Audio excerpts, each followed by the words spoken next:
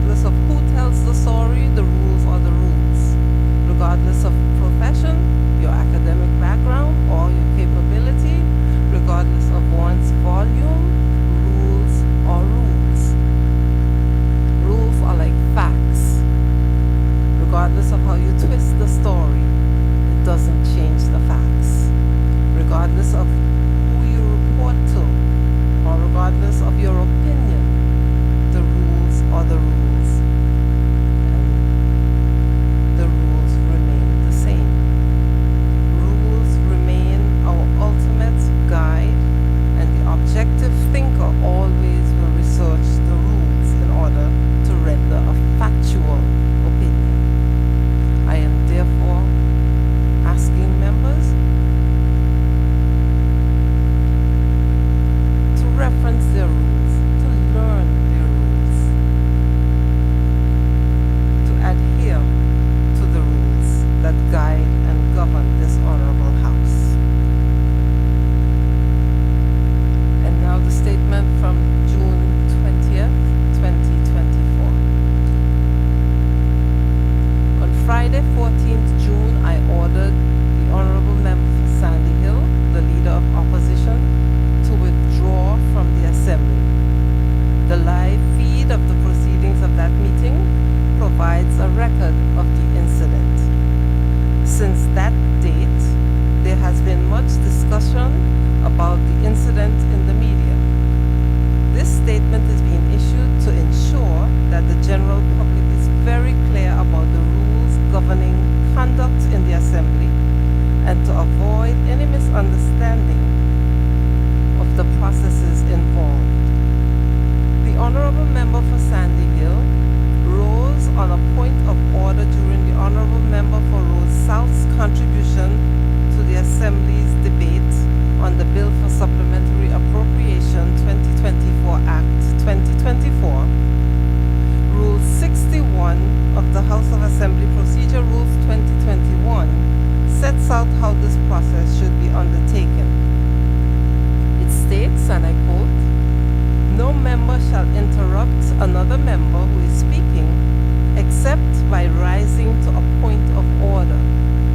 A member rising to a point of order shall simply direct attention to the point complained of, specifically the rule of the House of Assembly that in the opinion of the member is being breached, and submit to the Speaker for his or her decision." Unquote. The Honorable Member rightfully rose and drew my attention to that point. I quote, "Again, the member continues to impute improper motive." Unquote. At which point, I, as the Speaker, was expected to make a ruling or decision on the complaint. There is no requirement in the rules for a member to make an explanation after drawing my attention to the perceived breach, and neither was it necessary, as the Honorable Member had already provided sufficient information upon which to make my decision. In insisting on giving an explanation, the Honorable Member for Sandy Hill interrupted me in the delivery of. Furthermore, an email points of order, information and guidance.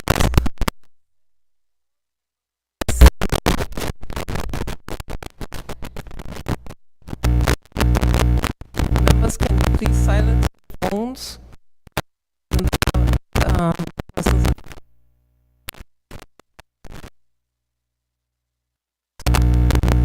Thank you.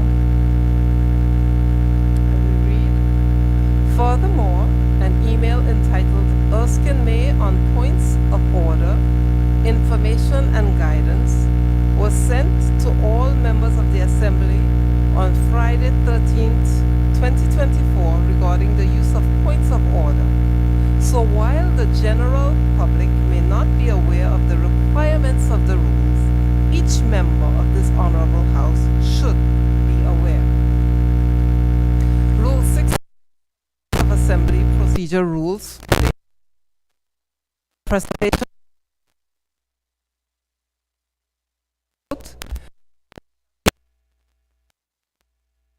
motion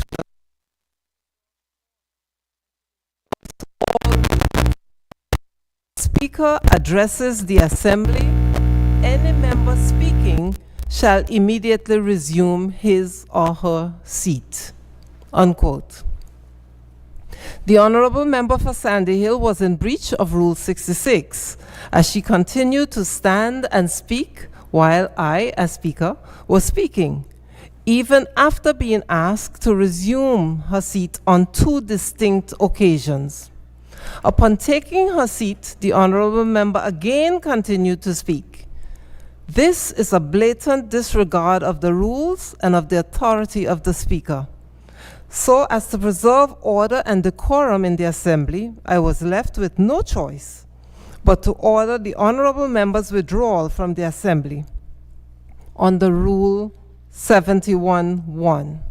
And Rule 71(1) states, and I quote, "The speaker or chair shall order any member whose conduct is grossly disorderly to withdraw immediately from the assembly chamber and the precincts of the assembly during the remainder of the day's sitting," unquote. For the record, I do agree with the honorable member for Sandy Hill's point, which I have as well in the past, that the honorable member for Road South was imputing improper motives as at that point and in breach of Rule 56(5)(b), which states, "A member while speaking on a question must not impute improper motives to any member," unquote. The honorable member for Road South was in breach of Rule 56(5)(b) as he suggested that the Anguilla United Front approached developers for funds for campaign financing without providing the assembly with any supporting evidence to substantiate his statement. Due to the honorable member for Sandy Hill's insistence on speaking and standing while I was speaking and the subsequent escalation, I was not given the opportunity to request that the honorable member for Road South provide evidence to support his claim. As a result of this, I was unable to render my final decision on the honorable member for Sandy Hill's point. As it regards to the timing of the meeting held on June 14th, Rule 7 states, and I quote, 7(1), "The assembly shall meet on such days as the speaker shall determine." 7(2), "The clerk of the assembly shall provide each member with notice of a meeting scheduled by the speaker not less than 5 days before the date of a meeting." 7(3), "Notwithstanding Rule 7(1), in the case of an emergency, the definition of which the speaker shall be the sole judge, a meeting may be summoned on such short notice as the speaker may determine, and notice may be given to members by such means as the urgency of the case permits," unquote. While the majority of the debate on the Supplementary Appropriations Bill centered on the $1 provision for the Lansing Bowl Cultural Center, there were a number of other provisions within the bill that needed the Assembly's urgent attention to ensure the continued provision of government services. Notice of the meeting was issued on Monday, 10th June, 1 day short of the 5-day requirement under normal circumstances. The business paper indicating government's intention to move for first, second, and third readings, along with the bill, was also circulated on Monday, 10th June, well within the 3-day time frame set out in Rules 16 and 32, which state, 16, "The clerk shall send to each member at least 2 days before each meeting a copy of the business paper for that meeting, unless the assembly shall have adjourned for a period of less than 3 days. Rule 32(1) states, No member shall ask a question or make a motion unless they shall have given notice in writing of such question or motion, either at some previous sitting of the Assembly or to the clerk, not less than 3 days prior to the hour of sitting of the Assembly, at which such question is to be asked or motion to be made. There has also been some discussion about the fact the supplementary appropriation bill was read 3 times in a single sitting. Rule 44 of the House of Assembly Procedure Rules 2021 makes provisions for this to happen when the Assembly deems it necessary. Rule 44 states, and I quote, "Every bill shall be read 3 times prior to being passed, and no bill shall pass through more than 2 readings at any one sitting, unless this rule shall have been formally suspended for the purpose." This is also the occasional practice of the UK House of Commons when dealing with appropriation bills. Erskine May notes in paragraph 2852 that, and I quote, "Consolidation fund and appropriation bills have occasionally passed their second and third reading stages immediately after being brought in and read the first time. But in such cases, a special order of the House is necessary to apply the provisions of Standing Order number 56. The practice, no doubt, is used to guarantee the continuity of government services. So it is my sincere hope that this statement has served to provide some context to the proceedings of the Assembly on Friday, 14th June, and has improved the general public's understanding of applicable parliamentary procedure utilized during the same sitting. Thank you, members. Questions? None. Government statements on recent developments? None. Papers? None. Reports from committees? None. Petitions? None. Government notices? None. Private members' notices? None. Motions? Motion 3 of 2024-4/12 HOA, approval of Elections Registration Amendment Regulations 2024. The honorable member for Island Harbor is recognized. Thank you, Madam Speaker. Good morning to you, to the members of this honorable House, staff, to those in the gallery, and I'd like special welcome to the students who are here. I hope that they will learn, and they too one day may be sitting in this seat that I occupy, and I hope that I do it honorably. Those who are listening and watching on various radio and social media platforms, special good morning to all. Madam Speaker, I rise to move that motion number 3/2024-412 HOA, Elections Registration Amendment Regulations 2024,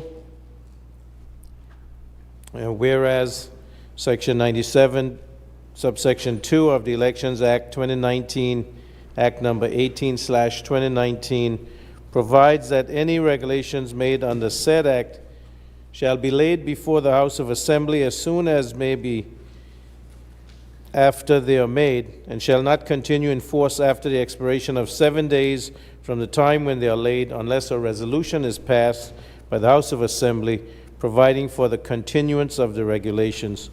And whereas the Elections Registration Amendment Regulations 9/2024 set out in the schedule hereto made under Section 97 of the Elections Act was signed by the Governor on the 14th of June 2024, laid before the House on the 25th of June 2024. Be it resolved that under Section 97(2) of the Elections Act 2019, Act number 18/2019, the House of Assembly approves regulations set out in the schedule. Madam Speaker, I beg to move that this motion be laid before the House.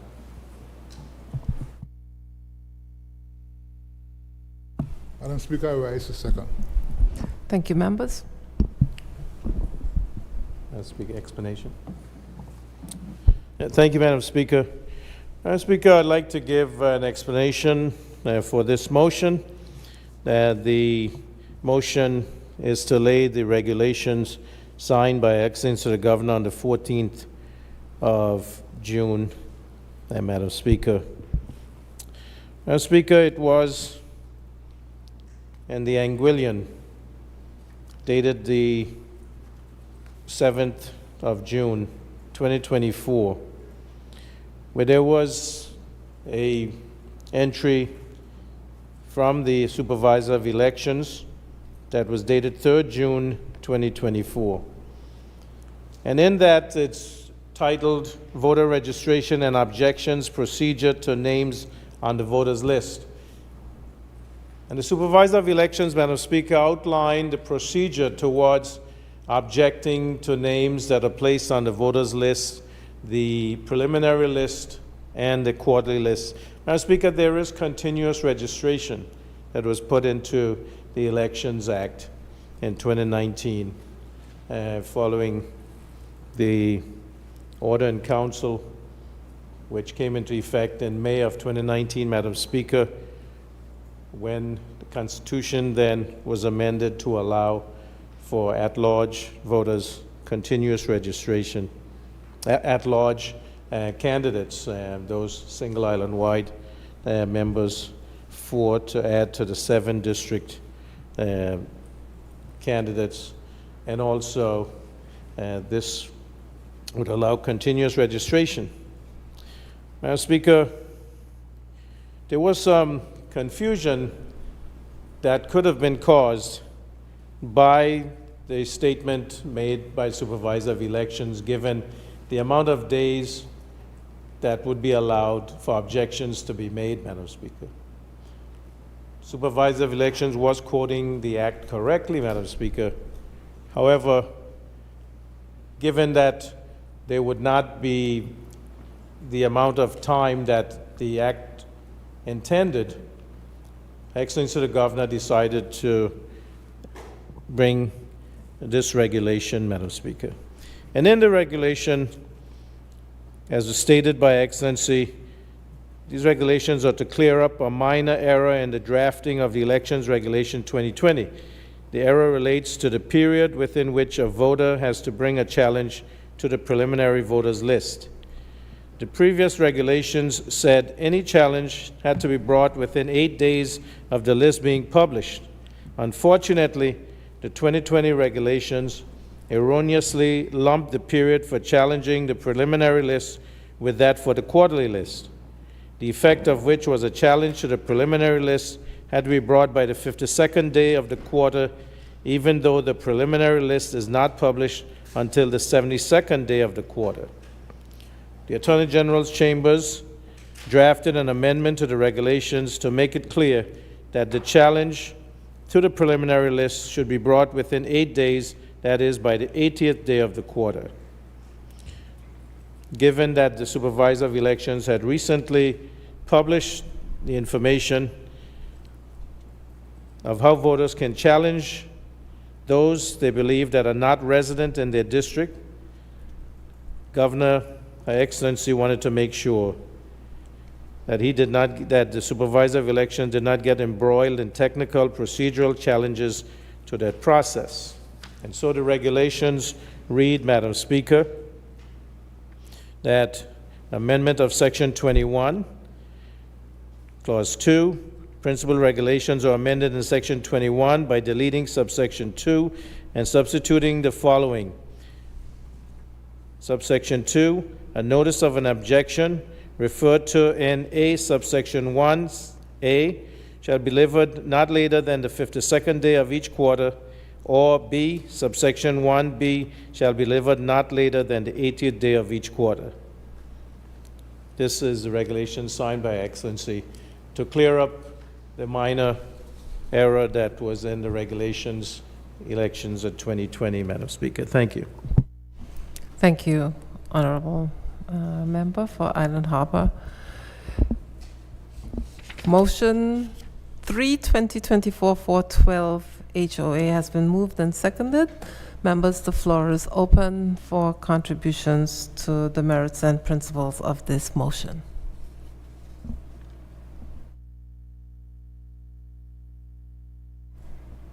Since there are no contributions, I invite the mover to respond, please. Thank you, Madam Speaker. And I appreciate that the members understand that this was one of those minor drafting errors which has now been corrected. Thank you for not taking up too much time of this honorable House for deliberation. I appreciate and would ask that this be approved. Thank you. Thank you, Honorable Member. Motion 3/2024-412 HOA has been debated without amendment. Members, the question is that this motion be passed. Those in favor? Aye. Those against? The ayes have it.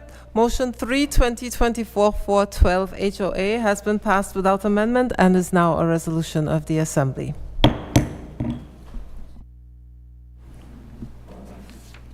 Personal explanations, none. Other business, government business. A bill for Public Lotteries Tax Amendment Act 2024, second reading. Before I acknowledge you, member, I wish to place, I wish to propose time limits for all bills that are before this honorable House today. So I'm proposing 45 minutes for the mover and 20 minutes for other members. Those in favor? Aye. Those against? The ayes have it. There will be 45 minutes allotted for debate on each bill to the mover and 20 minutes for each member. You may continue, member for Island Harbor. Thank you, Madam Speaker. Madam Speaker, I rise to beg to move that a bill shortly entitled A Bill for Public Lotteries Tax Amendment Act 2024 be read a second time. Madam Speaker, I rise a second.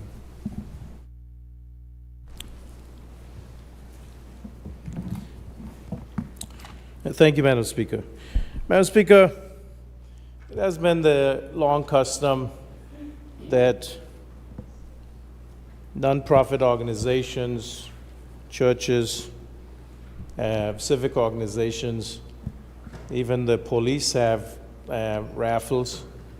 And I know for Carnival 50th anniversary, the family reunion, there's a brand new Shangan that has my name on it. That is the public lottery, Madam Speaker. I have my 2 tickets in my pocket.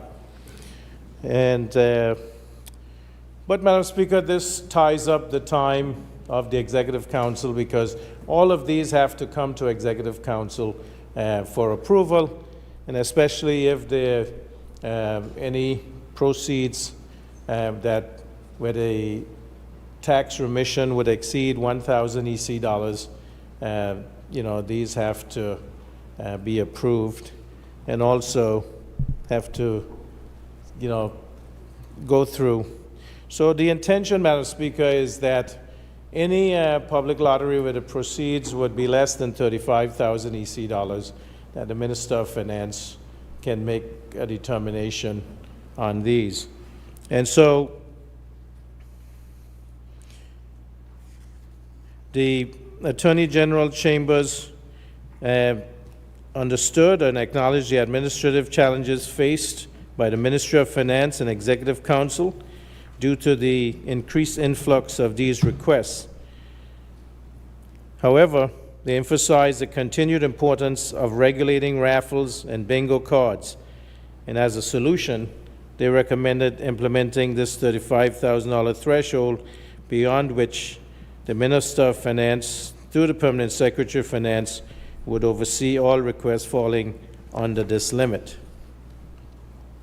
This would allow or reduce the number of applications going to Executive Council, remove the administrative burden of legislative requirements for processing applications to the Ministry.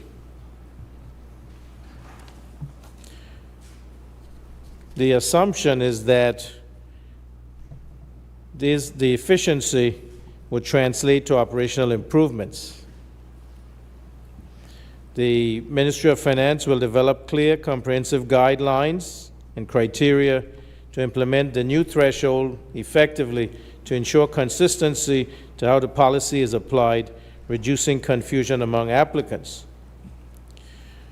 The financial implications of this decision and this policy, Madam Speaker, the estimated annual revenue loss associated with the exemption is about $114,000 EC dollars, which includes a raffle of vehicles.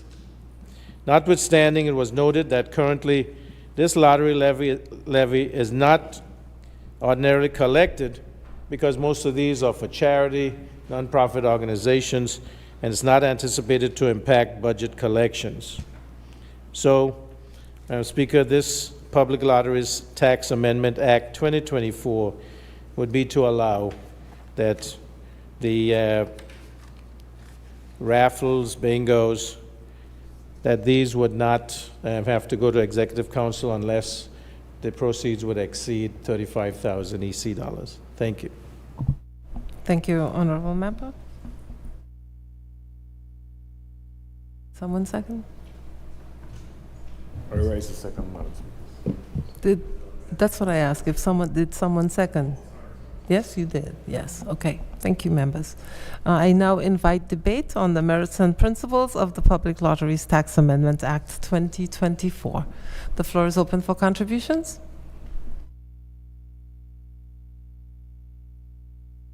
Since there are no contributions, I invite the mover to respond, please. Thank you, Madam Speaker. I guess it's close to lunchtime, so the House is being very cordial today, and I thank you, members, all for this understanding the significance of this, that we do need to be able to allow these public lotteries that when they benefit the public, the communities, the churches, other organizations, the police, that we should allow them. But the small ones tend to clutter up the system, take time to get through, and it's best to allow that these be handled in the Ministry of Finance unless the proceeds would exceed $35,000 EC dollars. So I want to thank everyone, and I ask for you to consider and approve this amendment. Thank you. Thank you, Honorable Member. It has been moved and seconded that a bill shortly entitled Public Lotteries Tax Amendment Act 2024 be now read a second time. Those in favor? Aye. Those against? The ayes have it. I call upon the clerk to read the bill a second time.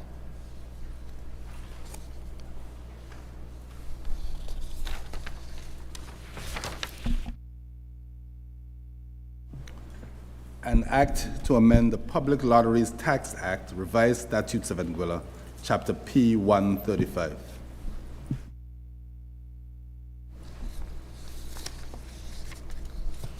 Under Rule 45 of the House of Assembly, Rules of Procedure 2021, the bill now stands referred to a Committee of the Whole Assembly to be considered clause by clause.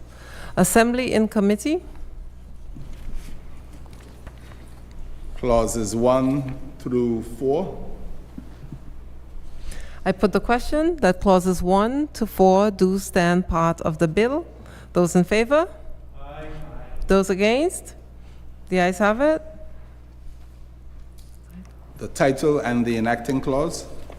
I put the question that the title and the enacting clause do stand part of the bill. Those in favor? Aye. Those against? The ayes have it. The Assembly will now resume its sitting. You may report, sir. Thank you, Madam Speaker. Madam Speaker, I beg to report that the bill shortly entitled A Bill for Public Lotteries Tax Amendment Act 2024 has passed through committee without amendment and is ready for its third reading. A bill for Public Lotteries Tax Amendment Act 2024, third reading. Thank you, Madam Speaker. Madam Speaker, I beg to move that a bill shortly entitled, "A Bill for Public Lotteries Tax Amendment Act 2024" be read a third time and passed. Madam Speaker, I rise to second. It has been moved and seconded that a bill shortly entitled, "A Bill for Public Lotteries Tax Amendment Act 2024" be now read a third time and passed. Those in favor? Aye. Those against? The ayes have it. I call upon the clerk to read the bill a third time. An act to amend the Public Lotteries Tax Act, revised statutes of Anguilla, Chapter P 135. Bill read a third time and passed. A bill for Pensions Amendment Act 2024, second reading. Members recognized. Thank you, Madam Speaker. Madam Speaker, I beg to move that a bill shortly entitled, "A Bill for Pensions Amendment Act 2024" be read a second time. Madam Speaker, I rise to second.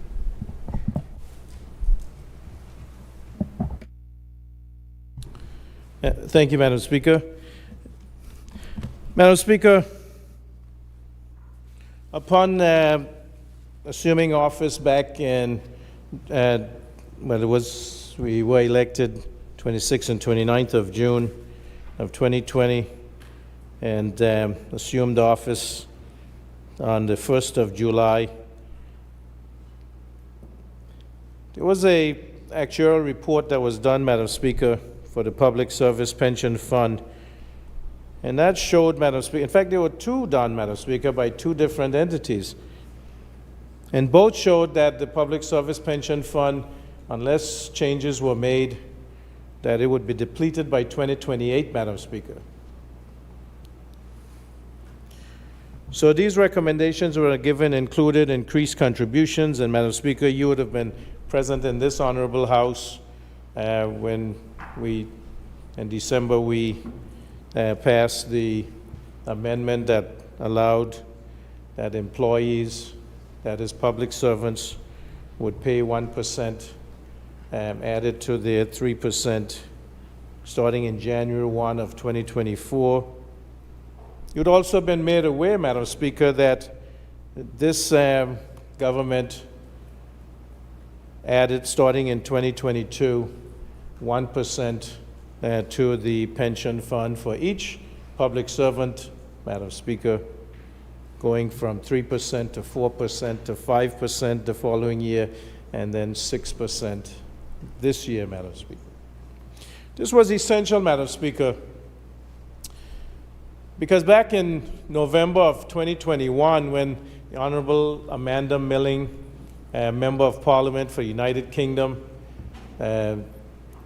signed on that Anguilla would be given £4 million each year for 3 years, there was a memorandum of understanding called the Anguilla Economic Resilience Program, Madam Speaker.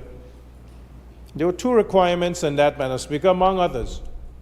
You remember, Madam Speaker, that the MOU for financial aid for COVID relief of June of 2020 had some 16 conditions, including number 3, the famed one that said that the administration would progress the goods and service tax, implementing phases 2 and 3, given the timelines, Madam Speaker, of January 1, 2021 and January 1 of 2023. But I digress, Madam Speaker. I get back to the MOU for the AERP, the Anguilla Economic Resilience Program, Madam Speaker, £12 million over 3 years. And Madam Speaker, the conditions in there stated that we would look into the recommendations to strengthen the Public Service Pension Fund and the Social Security Fund, Madam Speaker. And we do know that in January 1 of this year, the contributions for Social Security went up by 0.25%, which will, over the next 4 years, add up to 1%, Madam Speaker, for employees. Madam Speaker, this amendment today is to improve the Pensions Act, the Public Service Pension Fund, to adjust the provision concerning early retirement and repeal of the no longer applicable sections of the Act. And I'd like to thank the students for being here and wish them the best as they have their graduations and school ending soon. They stay safe for the summer, Madam Speaker. But Madam Speaker, going on, the Pensions Act, Revised Statutes of Anguilla, Chapter P20, has been in existence since January 1 of 2004. And at that time, the Public Service Pension Fund became the sole pension scheme for government employees and government agencies, which include the statutory bodies, Madam Speaker. Pension fund is a contributory fund, and all contributors receive benefits upon retirement, resignation, or death. All government employees holding pensionable posts must contribute to the pension fund, and in addition, employees of statutory agencies also contribute to the fund. Currently, over 1,000 persons contribute to the Public Service Pension Fund.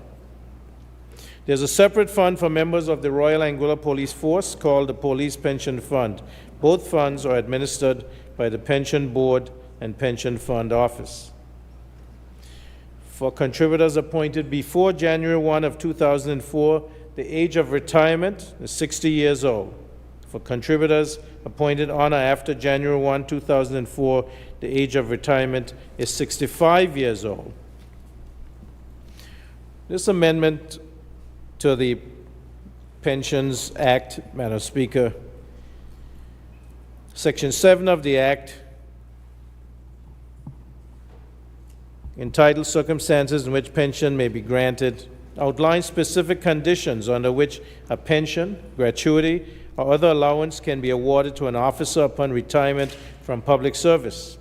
The main intent of this provision is to ensure that pensions are granted only in the following clearly defined situations. Provision is as follows. No pension, gratuity, or other allowance shall be granted under this Act to any officer except on his retirement from the public service in one of the following cases. A, on or after attaining the normal retirement age, or in special cases with the approval of the Secretary of State 5 years before the normal retirement age.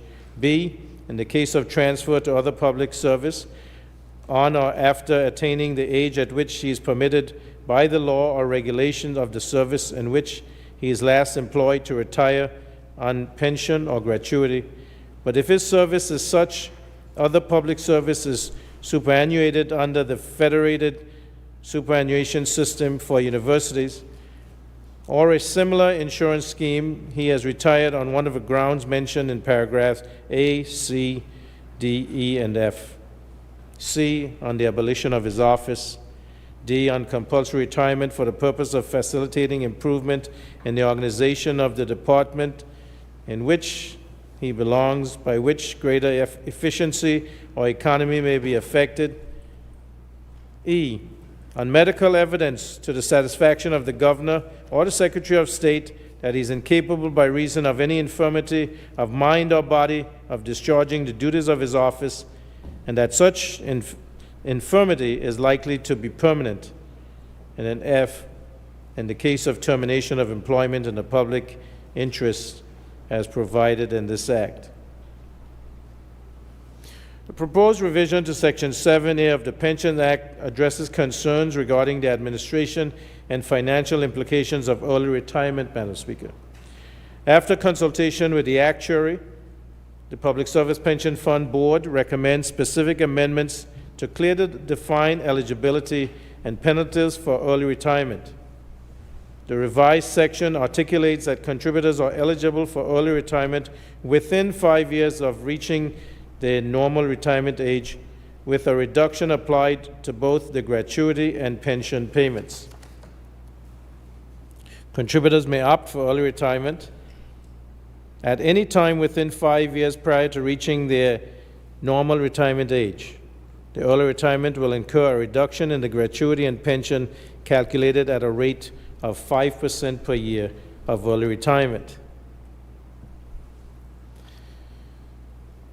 There is a change in the approval authority for early retirements from the Secretary of State to the Governor following consultation with the Minister of Finance, which seeks to ensure that such decisions are constitutionally consistent and in line with practice. The reason for involving the Minister of Finance is because there could be a financial implication to early retirement. So, as stated, Madam Speaker, there is a change in authority where the Governor now, as was the practice, the Secretary of State was not usually involved in granting early retirement, and this consultation with the Minister of Finance is because there may be financial implications, so the Minister of Finance then has some input, but it's the Governor's sole responsibility as the head of the public service. There are certain sections that are removed, Madam Speaker, because the Pension Act was amended in 2003 and a contributory scheme introduced effective 1 January 2004. Under the new system, normal retirement age was defined in Section 1 of the Act as follows for officers in the public service, and I went over that before. But what this does, Madam Speaker, is there are acts, there was clauses in the Act which are no longer applicable because they was given grandfathered for 5 years to 2009. Since that time has expired, and those who would have been affected by that are no longer in the public service, then it would not apply and those would be removed. So I'm asking that this Honorable House, the members, consider these amendments to the Public Service Pension Fund to allow for clarity on the clause for early retirement, which can be done within 5 years of the normal retirement date or age, and there are certain deductions which are made annually based on the amount of years prior to the normal retirement age where one chooses early retirement. Thank you, Madam Speaker. Thank you, Honourable Member. I now invite debate on a bill for Pensions Amendment Act 2024. Floor is open for contribution. The Single Island White Electoral District Member, Mr. Joseph Antapool, is recognized. Good morning, Madam Speaker. Morning. Thank you for the opportunity. Good morning to my fellow colleagues on both sides of the aisle, the House of Assembly staff, those present in the gallery. Madam Speaker, I was hoping that I would have had the opportunity to rise to my feet before the students left. Many persons would know that I'm a proud product of the Morris Vanderpool Primary School, but what a lot of persons don't know is I actually went to the Omalulu School prior to that. So looking at the gallery this morning was a big reflection of my primary school education, and I would have loved to have a chance to have spoken to them. So, Madam Speaker, the parliamentary opposition has been quite quiet this morning thus far, signifying our support, or rather that we don't disapprove or have any contention with anything that has come before us today, Madam Speaker. As it relates to this bill on pensions, I wouldn't go as far as saying we have any issue as it relates here, at least not myself personally, Madam Speaker. While I do rise in support of the amendment before us, one of the reasons I wanted to get to my feet is because while I view this as a step in the right direction, I want to put it on record that I would like to see us go further, Madam Speaker. And I'll go on a bit to explain what I would like to see as it relates to the development of pensions and the early retirement in Anguilla, Madam Speaker. Right now, if you've been employed after 2004, 5 years early retirement is at age 60. If it was prior to 2004, early retirement is age 55. I would like to see it where all pensionable officers, regardless of when they were employed, have the right to exercise for early retirement, Madam Speaker. As the Honorable Premier would have mentioned, there is a financial implication to persons retiring early. But we have to look at, if we change the entire model, how can we skew these penalties to be viewed more as benefits? Rather than framing this in a way to say when persons retire early, these are the penalties you're going to receive, we need to structure the system in such a way that we incentivize persons to be able to retire early, Madam Speaker. Implications of this are, we have hundreds of students who exit our high school and sixth form educational levels every year, Madam Speaker. We have a lot of young persons who are looking for employment opportunities outside of the tourism sector, Madam Speaker.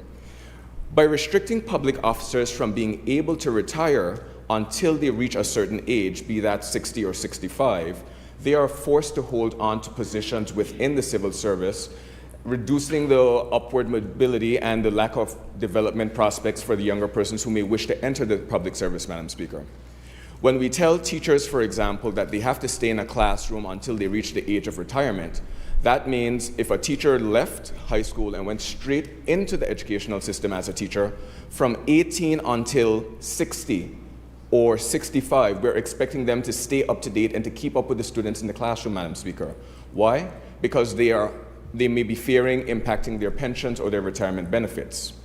If we would have looked at the years of service that that person would have put in, Madam Speaker, that would be near 4 decades of development within the civil service.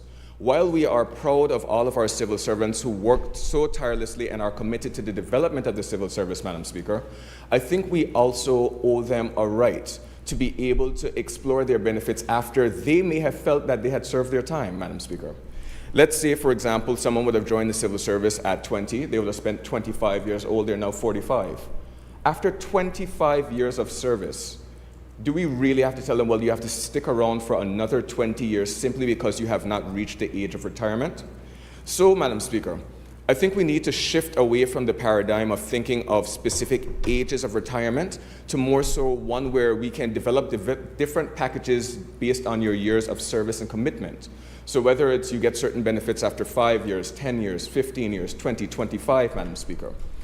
Let's look at some of the benefits that we may be able to attract by offering persons opportunities to retire early. Right now, someone who has to retire at the age of 65, if we were to give them a package so that they have the option to retire early at 55, this person now has 10 years to shift and transition into the private sector. That's 10 years where they can take their knowledge and their expertise with all the experience that they would have gained within the public sector and take it and apply it within the private sector. Now, even if it's a small office, a small practice, this person may employ 2 or 3 younger persons to help them carry out the duties of their office.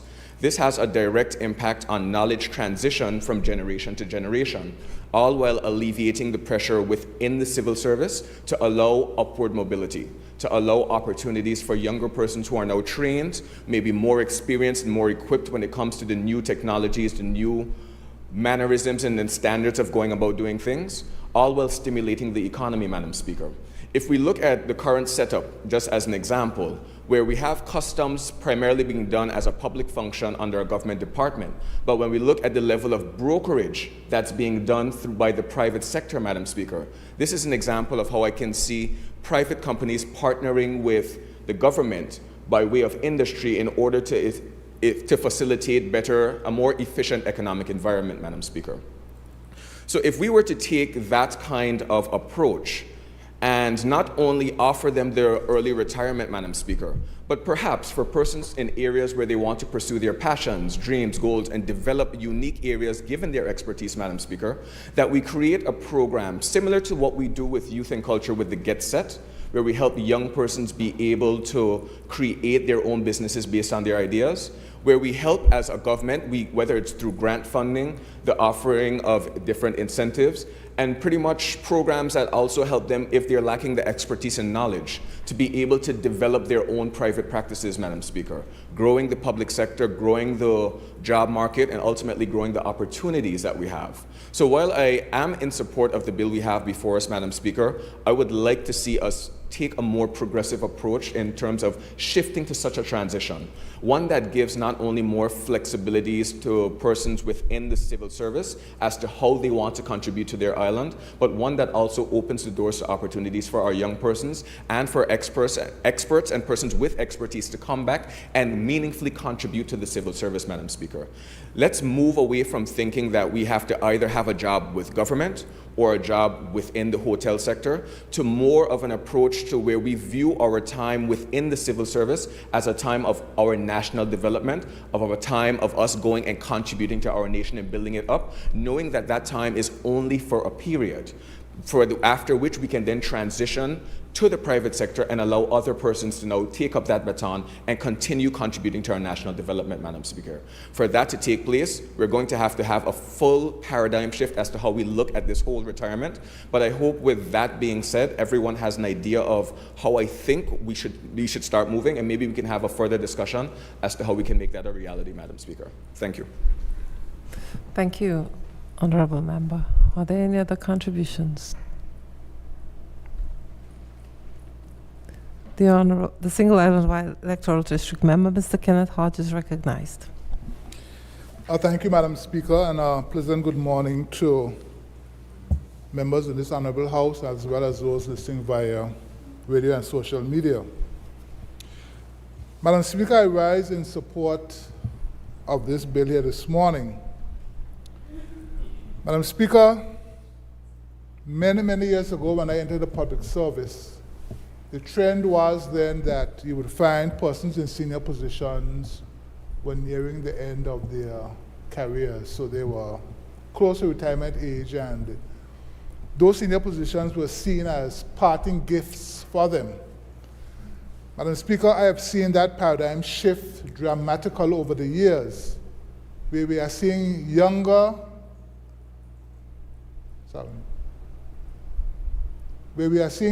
and younger persons taking up the helm of leadership, which is good, Madam Speaker. The question remains, though, do you want someone who has perhaps achieved the position of a head of department at, say, age 30 to spend the next 25 years or 30 years of their life in that position? Madam Speaker, I have seen the stagnation, I have seen the burnout of civil servants in particular positions over the years, that they just remained there because they had no other choice, and if they had resigned, they would have lost a significant portion of their benefits. So, Madam Speaker, I see this as an opportunity for civil servants to pursue at a relatively younger age other viable careers. And right within my ministry, Madam Speaker, I am so proud to see in areas like immigration, where officers are availing themselves of the opportunities offered at the community college and the UE Open Center to qualify themselves, Madam Speaker. And sometimes there are no opportunities, sometimes within the public service, for them to exercise these new skills, and that is why they need opportunity to branch out into the private sector. And Madam Speaker, young people are taking risks. They are being bold and adventuresome, not like a lot of the older ones who played it safe. They are charting out into new endeavors, new spheres of learning, Madam Speaker, and sometimes the public service does not offer them the opportunity to benefit or to grow those skills. So this is an opportunity, Madam Speaker, to allow for younger persons to keep moving up, for the public service to remain fresh and viable, Madam Speaker, and relevant. We talk a lot about public sector reform. We talk a lot about the complaints and the bad treatment and the inefficiencies, Madam Speaker. But I would say sometimes people are just burnt out. They are just tired, Madam Speaker. And I am fortunate and blessed that I've had an opportunity to work in different spheres as a teacher, then as a broadcaster, and then in the ministry. Right? But Madam Speaker, I've seen people who have been in positions from time they started to all of these years, and I know the frustrations. And I know there were a couple of persons who would have applied for early retirement, but because we didn't have this provision, Madam Speaker, they were left frustrated. So I think this is going to create a breath of fresh air in the public service. We're going to see a wave of persons taking this opportunity to move to other areas in the private sector where they still can make a valuable contribution, Madam Speaker, and it creates opportunities for our younger people to move up. Within our ministry, we have young people, Madam Speaker, taking on senior positions. We have a PAS, and right now they are about to advertise for other PAS positions in the public service. So young people are moving into the leadership role, Madam Speaker, and that is where the public service is going to rise once more. That's where the public service is going to shine because of the skill set that these young people bring to the table. So, Madam Speaker, I am in full support of this, Madam Speaker, and I think it's going to do the public service of Anguilla a world of good. Thank you, Madam Speaker, for this opportunity. Thank you, Honourable Member. Are there any other contributions to this bill? Since there are no other contributions, I invite the mover to respond, please. Thank you, Madam Speaker.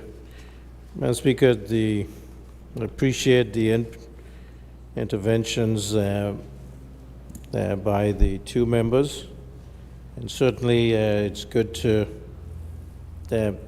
see that this is something that meets with approval, Madam Speaker. And Madam Speaker, I think that this was the intention of the Pensions Act. It's just that how it was written, it seemed like you had to be either 55 and nothing in between 55 and 60 was allowed. But I think this gives clarity. And so for those who, retire, who their normal retirement age would be 60, from 55 onwards, they can choose. They have that option. It does, given the state that the fund is in, as was seen from the two actuarial reports, the reduction to make sure that there is no damage to the fund is necessary. And then those who are 65, they want to retire between 60 and 65, then that's also a possibility. So I thank you, and I thank this House for understanding that persons in this day and age need to have the options of mobility, whether in the service or out, and look forward, Madam Speaker, to seeing how persons react to this. There are some persons, Madam Speaker, who are off in training right now, who would like to benefit from this type of option, and certainly I'm happy that they will have that opportunity now to make choices in their life, whether they want to come back in the public service or they want to branch out into private sector. I certainly don't want to seeing them use their skills in other countries, but that is an option they would have. I certainly hope that they would return to Anguilla and continue to do great service for the people of Anguilla. Thank you very much, Madam Speaker. Thank you, Honourable Member, and thanks to all members for their contributions. It has been moved and seconded that a bill shortly entitled A Bill for Pensions Amendment Act 2024 be now read a second time. Those in favor? Aye. Those against? The ayes have it. I call upon the clerk to read the bill a second time. An act to provide for miscellaneous amendments to the Pensions Act to improve on the administration of the pension system. Under Rule 45 of the House of Assembly Rules of Procedure 2021, the bill now stands referred to a committee of the whole Assembly to be considered clause by clause. Assembly in committee. Clauses 1 through 7. I put the question that clauses 1 through 7 do stand part of the bill. Those in favor? Aye. Those against? The ayes have it. The title and the enacting clause. I put the question that the title and the enacting clause do stand part of the bill. Those in favor? Aye. Those against? The ayes have it. The Assembly will now resume its sitting. You may report. Thank you, Madam Speaker. Madam Speaker, I beg to report that the bill shortly entitled A Bill for Pensions Amendment Act 2024 has passed through committee without amendment and is ready for its third reading. A Bill for Pensions Amendment Act 2024, third reading. Thank you, Madam Speaker. Madam Speaker, I beg to move that a bill shortly entitled A Bill for Pensions Amendment Act 2024 be read a third time and passed. Madam Speaker, I second. It has been moved and seconded that a bill shortly entitled A Bill for Pensions Amendment Act 2024 be now read a third time and passed. Those in favor? Aye. Those against? The ayes have it. I call upon the clerk to read the bill a third time. An act to provide for miscellaneous amendments to the Pensions Act to improve on the administration of the pension system. Bill read a third time and passed.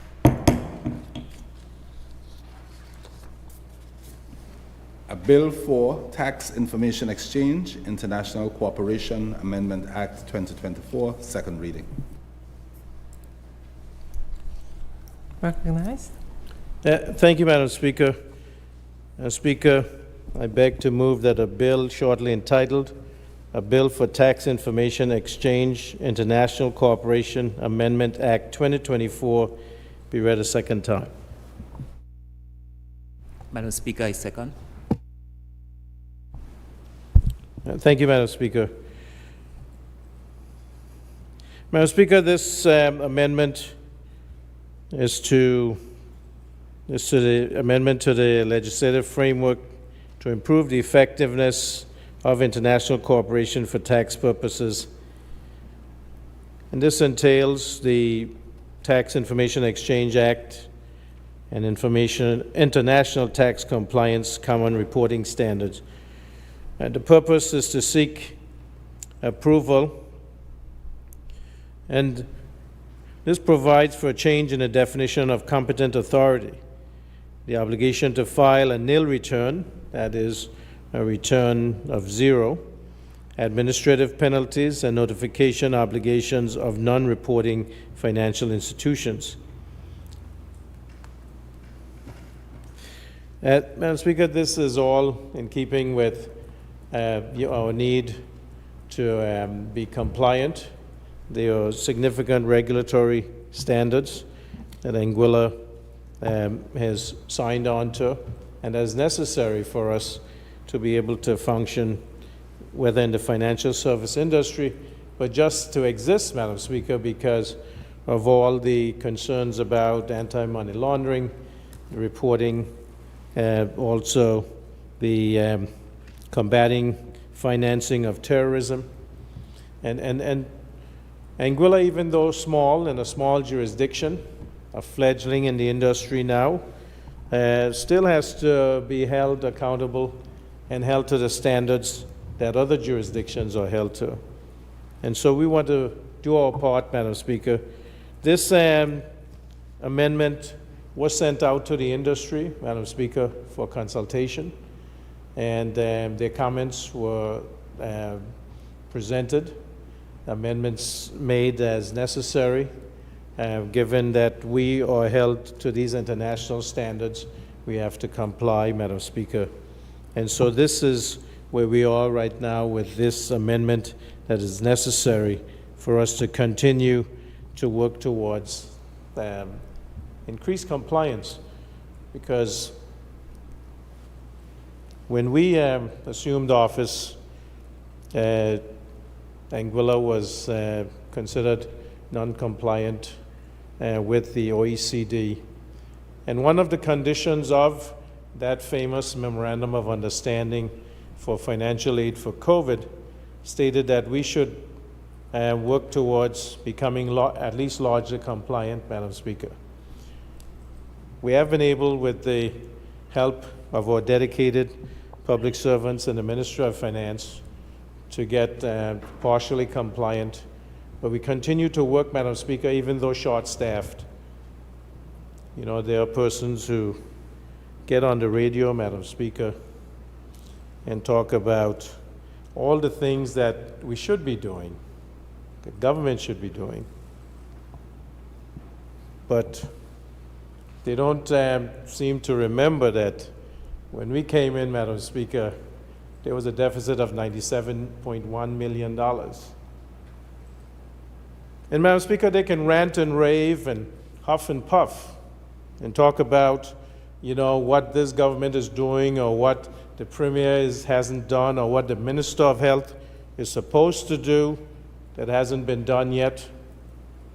But if there was a scorecard, Madam Speaker, that was kept, I'm sure that we would see the work of this administration and the dedicated public servants who are working tediously, Madam Speaker, to ensure that the people of Anguilla and their well-being is looked out for, Madam Speaker.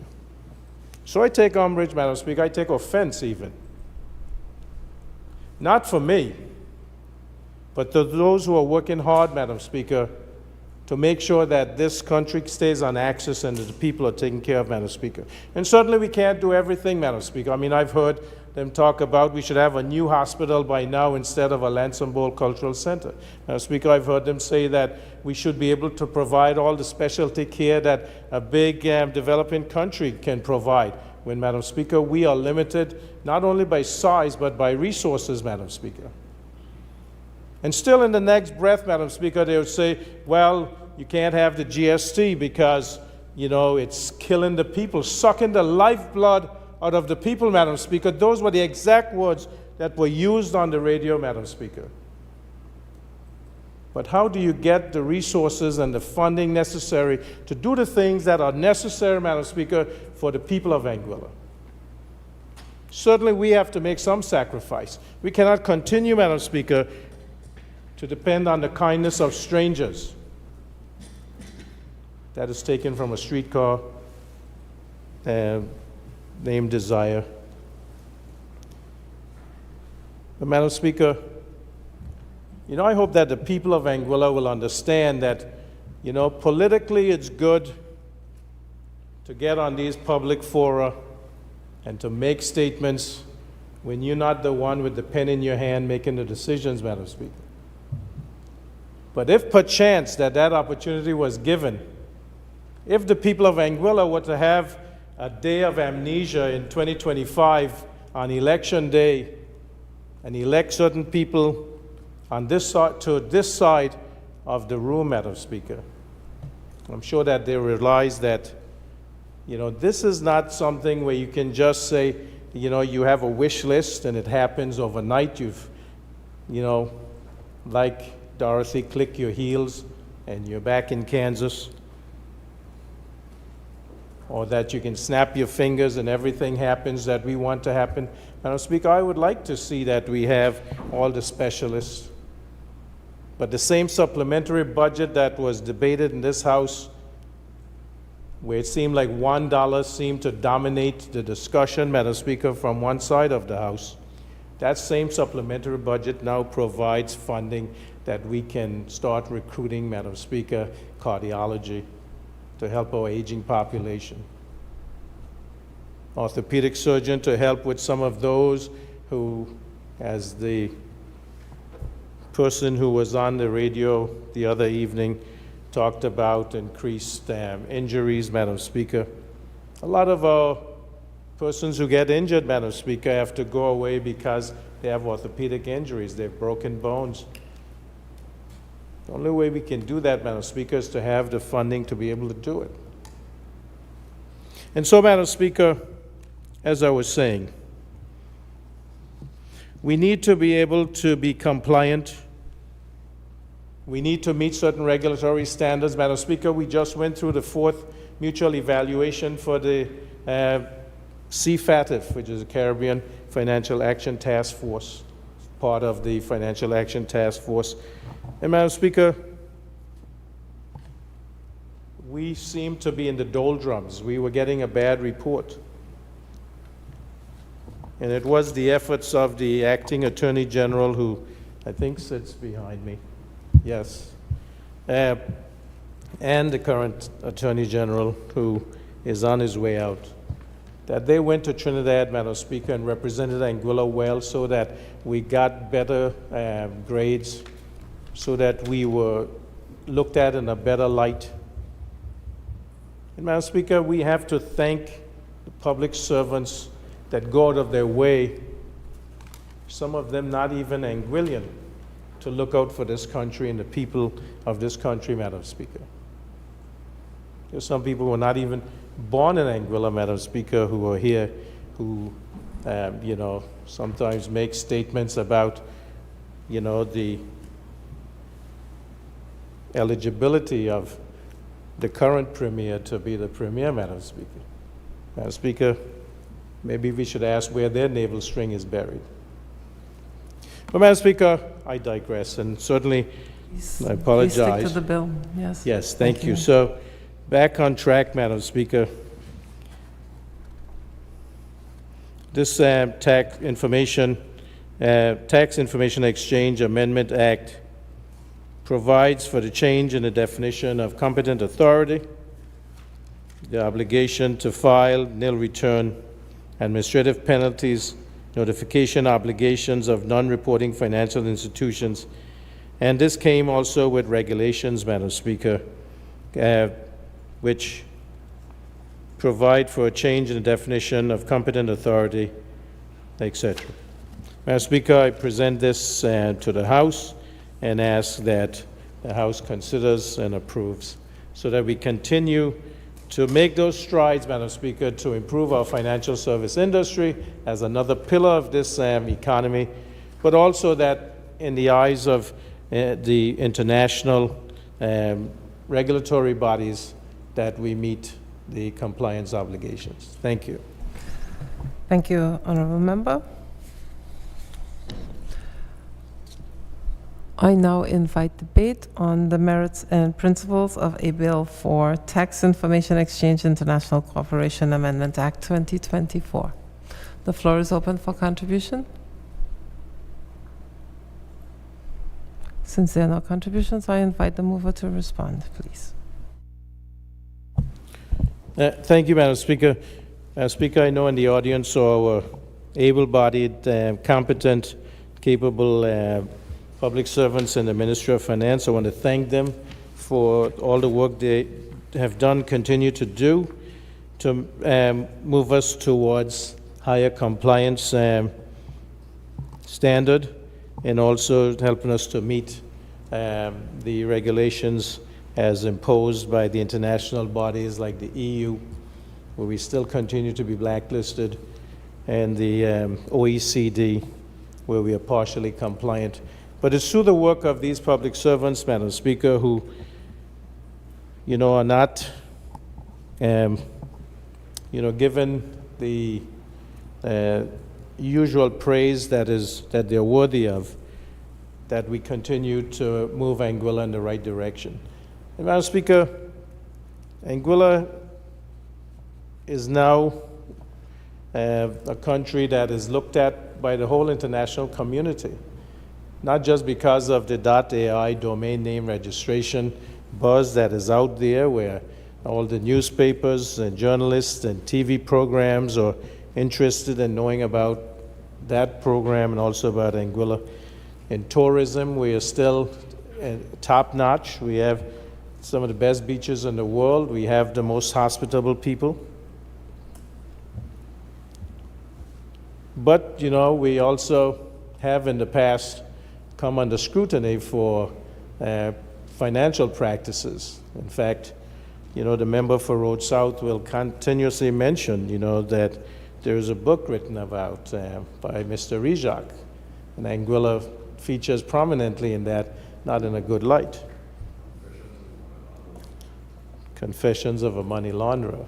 So these are what the reputational harm that Anguilla could have that we need to eradicate, Madam Speaker. We do know that we've had 2 indigenous banks that went defunct, Madam Speaker, and so we have to make sure that the current bank, NCBA, continues to be profitable, continues to do well for the people of Anguilla. And so we have to make sure that we meet the international standards, the AML regulations, the CFT regulations.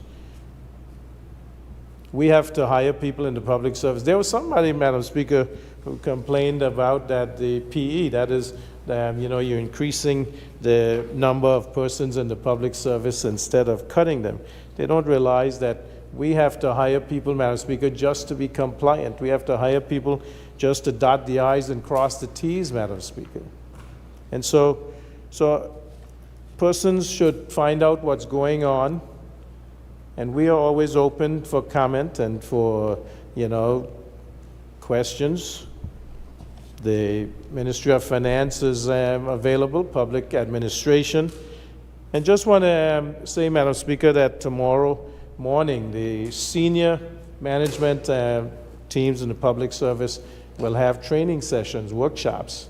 I want to thank the Honorable Deputy Governor, who is now acting governor, for arranging that with the Anguilla Community College, because that is how you develop your people. The human development is necessary. And when we can do that on the island and make our public service better, we make the country better, Madam Speaker. And so I want to thank them for that. And I want to thank everyone for understanding the need for these amendments, Madam Speaker, which are important as we move forward. I think the industry understood. That's why they made their comments and have accepted that this is important for the development of the financial service industry. Thank you very much, Madam Speaker. Thank you, Honorable Member. It has been moved and seconded that a bill shortly entitled Tax Information Exchange International Corporation Amendment Act 2024 be now read a second time. Those in favor? Aye. Those against? The ayes have it. I call upon the clerk to read the bill a second time. An act to amend the Tax Information Exchange International Corporation Act 2016. Under Rule 45 of the House of Assembly Rules of Procedure 2021, the bill now stands referred to a committee of the whole Assembly to be considered clause by clause. Assembly in committee. Clauses 1 through 11. I put the question that clauses 1 through 11 do stand part of the bill. Those in favor? Aye. Those against? The ayes have it. The title and the enacting clause. I put the question that the title and the enacting clause do stand part of the bill. Those in favor? Aye. Those against? The ayes have it. The Assembly will now resume its sitting. You may report. Thank you, Madam Speaker. Madam Speaker, I beg to report that the bill shortly entitled A Bill for Tax Information Exchange International Corporation Amendment Act 2024 has passed through committee without amendments and is ready for its third reading. A bill for Tax Information Exchange International Corporation Amendment Act 2024, third reading. Thank you, Madam Speaker. Madam Speaker, I beg to move that a bill shortly entitled A Bill for Tax Information Exchange International Corporation Amendment Act 2024 be read a third time and passed. Madam Speaker, I rise to second. It has been moved and seconded that a bill shortly entitled A Bill for Tax Information Exchange International Corporation Amendment Act 2024 be now read a third time and passed. Those in favor? Aye. Those against? The ayes have it. I call upon the clerk to read the bill a third time. An act to amend the Tax Information Exchange International Corporation Act 2016. Bill read a third time and passed. Private members' bills? None. Private bills? None. Other orders of the day? Thank you. I just wish to extend condolences to all who mourn the loss of their loved ones. I know this evening we attend a wake for one of my cousins in Island Harbor, Mrs. Dorcella Smith. I just want to extend condolences to Aubrey and the rest of the family, and also to Bishop Errol Brooks and his family, Leonie, and the rest of them, Janice, Isilma, and Maslin, all of the Brooks family, on the passing of Dizzy. Also, I just wish to extend congratulations to all the graduates of the various schools that are graduating this week. Congratulations and continue to do well. And now I open the floor for all others who would like to make the orders of the day. The Honorable Single Island Wide Electoral District Member, Mr. Kenneth Hodge, is recognized. Thank you, Madam Speaker. Madam Speaker, I rise to extend my condolences to the family of the late Adiziel Brooks, Bishop Brooks, his brother, Leonie, Janice, Maslin, Isilma, all the others. Madam Speaker, I have known Dizzy Brooks for as long as I know myself. And that's been quite a number of years. And Madam Speaker, I knew him particularly in his years in the Customs Department. Madam Speaker, always an infectious smile, jovial attitude, always a joke, Madam Speaker. He was always the life of the party, Madam Speaker. And I recall the many years when he would go around serenading with Sleepy and others, and inevitably they would end up at your house in the early morning when you were just getting up, Madam Speaker. He was a very good person, Madam Speaker. He was, I would consider him as one of the icons in our community, Madam Speaker. He came from the village of Northside, and they say all good things come out of Northside. He was a real good product, Madam Speaker, and so we extend to his family my condolences on behalf of myself and my wife and family. Madam Speaker, I was very saddened yesterday to hear the loss of Bishop David Rogers, Madam Speaker. He's been a stalwart in the Church of God of Prophecy, in the religious community, Madam Speaker. And I've had the privilege over many years to sit in congregations and listen to his messages, Madam Speaker. Very stirring messages. And Madam Speaker, he has done a good work in the furtherance of the Lord in Anguilla, Madam Speaker, and indeed the region, because he was well known. So to his family, Madam Speaker, his wife and family, we offer our sincere condolences. Madam Speaker, I had the honor and privilege this morning in my capacity as acting Minister of Education to have attended 2 graduation ceremonies, and my good colleague across the aisle, Sir Joseph Van der Poel, was in attendance. And I chuckled because when we left the one at Mount Fortune for Aurelia Kelly, he was right behind me. He said we had set our alarms at the same time. But Madam Speaker, there were some 47 persons who graduated this morning at the Aurelia Kelly Primary School. Madam Speaker, very impressive ceremony. And I just want to share with this Honorable House, if you permit me. I took a few notes from the keynote address by Mrs. Twyla Richardson Thomas, and she said 3 things which I want to share with this Honorable House. She said to the graduates, stay curious, be kind, and always believe in yourself, Madam Speaker. And even though that was aimed at the young people, Madam Speaker, I think it applies to all of us, Madam Speaker, particularly the one that she said to be kind. And Madam Speaker, I dashed over to the First Baptist Church for the graduation there for the Vivian Vanderpool Primary School, and I think there were some 12 graduates at that ceremony. And again, the keynote speaker there was a former past student, Miss Wendisha Hodge, and she said one or two things which stuck with me, Madam Speaker. She said to the graduates, choose your friends wisely. Be true to yourself, Madam Speaker. Those two things resonated with me. And she also said to the parents to support the children, Madam Speaker, as they move forward. So, Madam Speaker, these children are moving on to the Albina Lake Ridge Comprehensive School. We wish them well, Madam Speaker. They are the future leaders, civil servants, doctors, lawyers, Madam Speaker, and we certainly wish them well. And, you know, Madam Speaker, my mind just ran on two things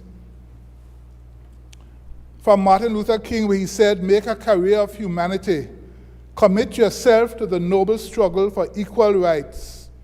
You will make a better person of yourself, a greater nation of your country, and a finer world to live in. And the other one I wanted to share from Malcolm X. Education is our passport to the future, for tomorrow belongs to the people who prepare for it today, Madam Speaker. And to all the other schools, as they have their graduations during the rest of the week, Madam Speaker, we wish the students and teachers well, the families well, as they prepare and as they progress to the campus, to the new campus, Madam Speaker, the Albina Lake Ridge Comprehensive School. They'll be making new friendships, charting new courses of learning, Madam Speaker. We wish our young people well. Thank you, Madam Speaker. Thank you, Honourable Member. The Honourable Single Island White Electoral District Member, Mr. Joseph Vanderpool, is recognized. Thank you, Madam Speaker. Well, as you can see, Madam Speaker, 2 graduations and House of Assembly all before 12 o'clock. The life of an island-wide candidate. Madam Speaker, I just want to rise to echo the sentiments of my colleagues and offer condolences to all those who have lost loved ones, who have recently buried loved ones, or who are grieving at this time. I note that there are a number of funerals that are upcoming throughout the rest of the week and over the weekend, and I just want to offer my sympathies as well to the families who will be going through this time of bereavement. I'll keep you in my thoughts and my prayers, and I hope that as time passes, God will give you the healing and understanding that only He can provide. While going through a time of mourning, Madam Speaker, this is also a time of immense celebration. Again, congratulations to the graduates who would have graduated this morning, and I'm looking forward to seeing many more as we try to attend as many of the ceremonies throughout the rest of the week, Madam Speaker. I won't touch on the keynote speaker, seeing that my honourable colleague has already done so, Madam Speaker, but I did want to commend the keynote speaker, Ms. Hodge, because she herself just graduated from the 6th form graduation last week, Madam Speaker, and I want to commend all of those students who would have graduated there. And what I was most impressed with is that she graduated with outstanding performance in computer science and pure mathematics, Madam Speaker. That's showing that not only are our students exploring the STEM subjects, but we're seeing them excelling, especially our young women, which again is one of the reasons I'll keep advocating for STEM to be pushed, for investment to be made in technology, so that as these young scholars rise and go through our systems, we're equipping them with all of the opportunities, all of the tools, and everything that they need, not only to excel in their personal capacities, Madam Speaker, but to help Anguilla rise as well. Thank you, Madam Speaker. Thank you, Honourable Member. The Honourable Member for Valley North is recognized. Thank you very much, Madam Speaker. Madam Speaker, I'd like to take the opportunity to publicly extend my condolences to the Brooks family on the passing of Dizzy. Dizzy was an individual who absolutely loved and invested in culture for many decades, and it's going to be sad that he's not able to not just be here, but be able to celebrate the 50. As I know personally, he was looking forward to doing so. So I extend my condolences to his entire family, including Bishop Brooks, Marslin, Janice, and the entire group, especially his children and his nieces and nephews as well. I also would like to take this opportunity to continue to encourage a number of families to be strong during this entire week as they have funerals. Ms. Darcella Smith, Rose Smith, Vanessa Richardson and Natasha Bryan will all be buried this week. And of course, it will no doubt be a difficult time for their family members. Additionally, Madam Speaker, I had the opportunity to celebrate Aurelia Kelly's graduation today, as well as the other members who would have mentioned before. And it's always such a pride-filled opportunity to be able to celebrate with them, children who you have seen grow from young children right up to celebrate with parents, with community members. Aurelia Kelly is certainly a school that has benefited over the years from quite a bit of community support, of which I am a proud member of, Madam Speaker. I had the opportunity today to see the valedictorian, one of my lead debaters, give her valedictorian speech, Madam Speaker, an individual who is so amazing, who is outstanding, and who, coming into debate, had a slight speech impediment. And to see her deliver her speech today with such confidence and grace, Madam Speaker, was truly a testament to the importance of investing in our students at every possible opportunity and moment. So I would like to congratulate all of the parents, students, and community members of all the schools that will be graduating this week, Madam Speaker. I look forward to celebrating with a number of other schools as the week continues to progress. Thank you. Thank you, Honourable Member. Are there any other orders of the day? The member for West End is recognized. Thank you, Madam Speaker. Madam Speaker, quite often we talk about graduates are moving on to high school. We often talk about doctors and lawyers. But a quote from Martin Luther King said, "If a man is called to be a street sweeper, he should sweep streets even as Michelangelo painted, or Beethoven composed music, or Shakespeare wrote poetry." That is to say, Madam Speaker, whatever our students choose to do in life, do the best that you can. Not everybody's going to be a lawyer or a doctor, but our society is made up of the whole. And anybody who plays a role is part of that. Also, Madam Speaker, we talk about Dizzy. First, remember Dizzy as a 9-year-old. I was a 9-year-old playing cricket for West End against Northside, and Dizzy was always a big man, and he ran out in my face and tried to intimidate me. I always remember that. But we've laughed about it over and over again. But Madam Speaker, I think his contribution to the arts and culture will sorely be missed. I know we talk about family, but I think the Calypsonians United, I think they'll feel as if they lost a key family member.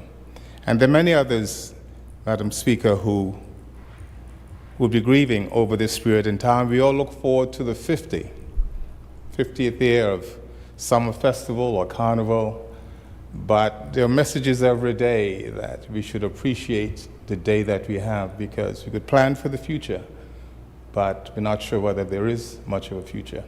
I say all that to say, Madam Speaker, and just to echo the sentiments about being good to each other. We might not get a chance to tell people that we care for them or that we love them. We have a chance, but we tend to put it off for far too long. I thank you, Madam Speaker. Thank you, Honourable Member. The Honourable Member for Road South is recognized.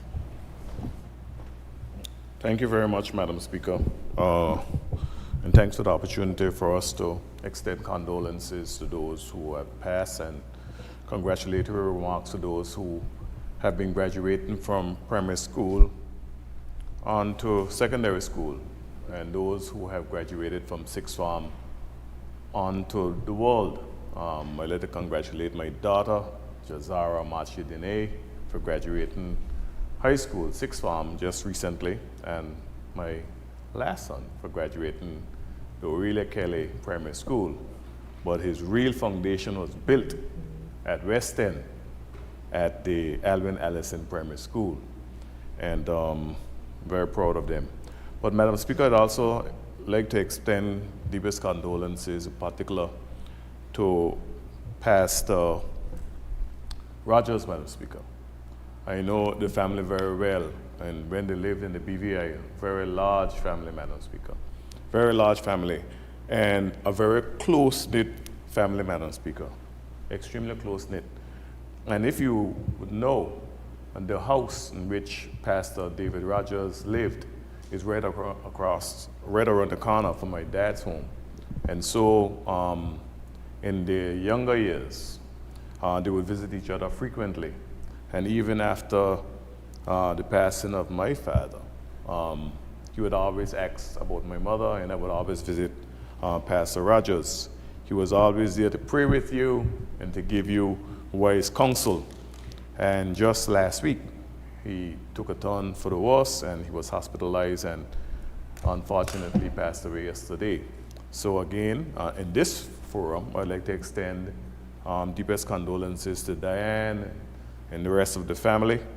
And I know it's been hard, and when I spoke to them yesterday, it was hard. And anyone losing a loved one will always be hard. But Madam Speaker, I'd also like to extend deepest condolences to Dizzy, Aziel Brooks. And you know, I've known Dizzy all my life, and I never knew his name was Adiziel. We only knew him as Dizzy. The man with the infectious spirit, always happy, always joyful, always. And he was a very dedicated public servant as well, Madam Speaker. I remembered him also in his last years on the task force for the Immigration Department, Madam Speaker, a man with a heart. And I remembered on the day in which the Lansing Bowl Cultural Center was being demolished, I asked him to say a few words, and he eloquently said, "We're demolishing this Lansing Bowl Cultural Center, but we'll have a new one, a new thing," he said, for the 50th.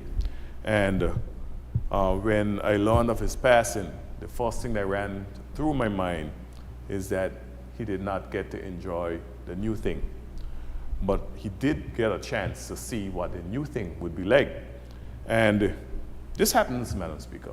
Even Moses, Madam Speaker, after he came and he brought the people out of Egypt, Madam Speaker, he was not able to go into the promised land, but he was able to see it. And so, just like Moses, Madam Speaker, Dizzy Brooks was able to see the promised land, even though he did not partake in what has transpired over there at the Lansing Estate, Madam Speaker. So, on behalf of myself and my family, again, I would like to extend my deepest condolences to the families of those who have passed on, and congratulatory remarks to those who are moving on to the next chapter in their lives. Thank you, Madam Speaker. Thank you, Honorable Member. The Honorable Member for Road North is recognized. Thank you, Madam Speaker. Madam Speaker, I too rise in offering condolences to all the families that mourn, especially those for Bishop and for Dizzy. Everyone has so eloquently stated, Mr. Brooks was a pillar of our community, well known and well respected in the community. I also too want to offer congratulations to all the graduates who have been celebrating this week. I rise mainly, Madam Speaker, because I want to extend special congratulations to one Tejani Gabby Richardson, also known as my daughter, who will be graduating tomorrow from the Adrian T. Hazel Primary School. So I just wanted to publicly congratulate her and the rest of the 2024 class, Madam Speaker. Thank you. Thank you.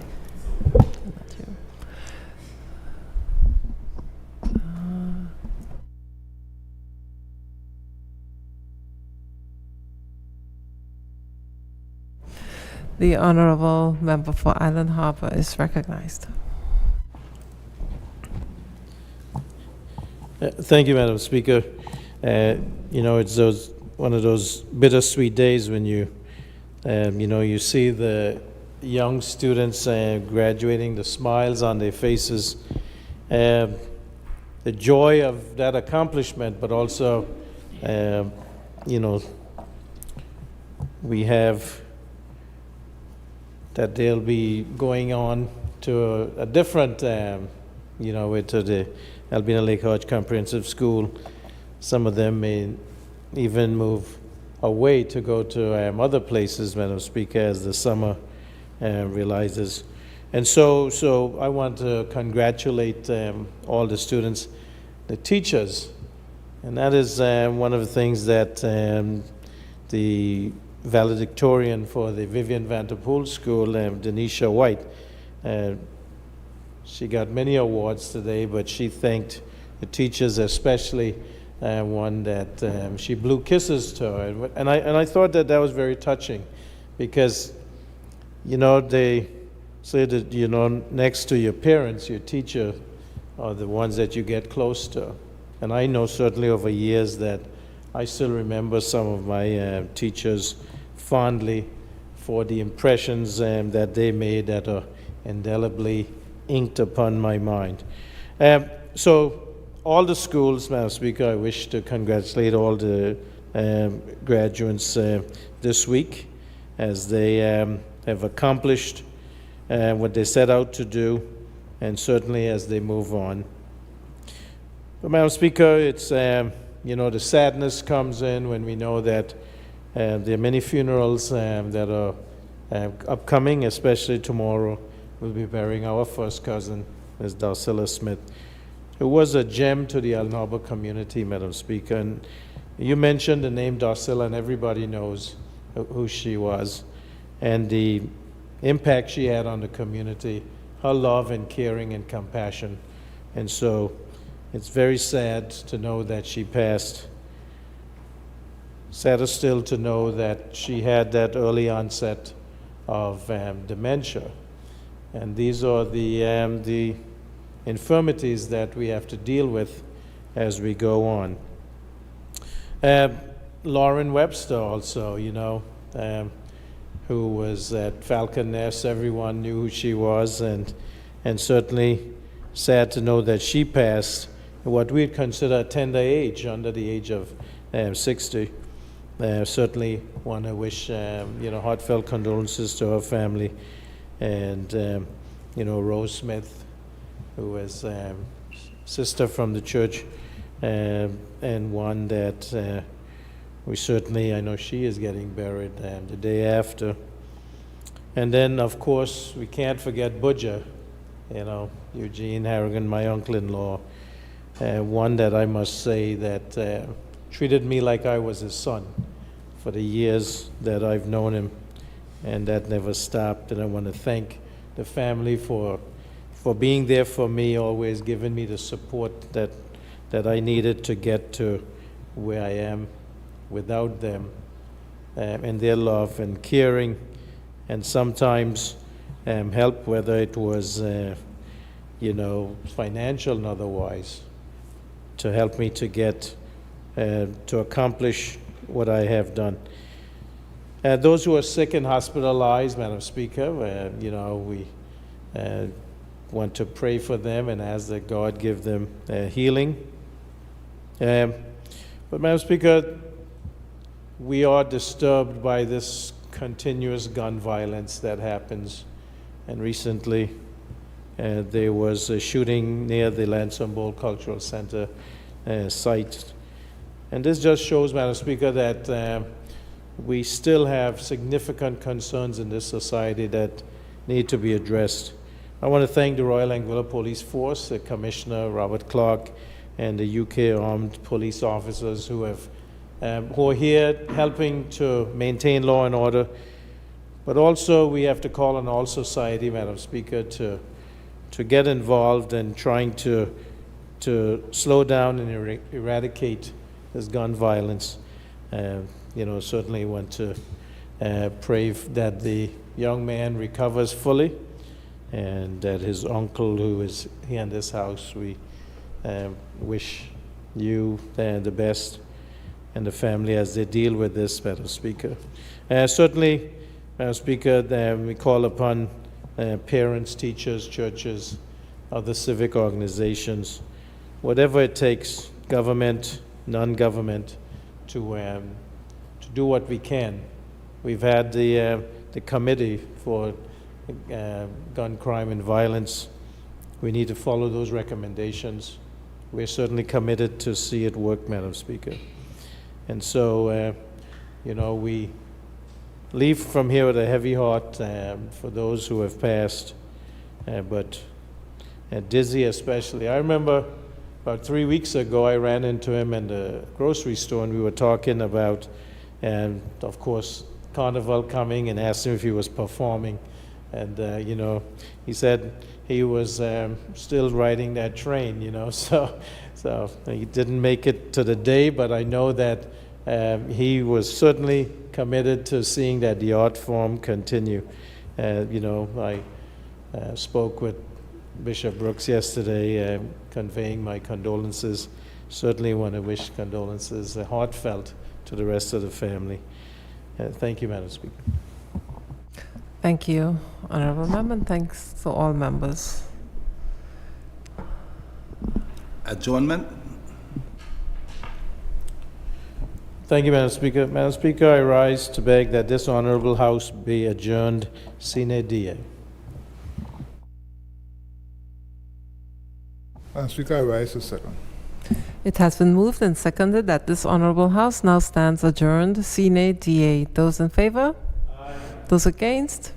The ayes have it. This honorable House now stands adjourned sine die. Thank you, members. Thank you, staff. Thanks to the chaplain, and thanks to my sergeant of arms. Thank you all. Blessings for a good day.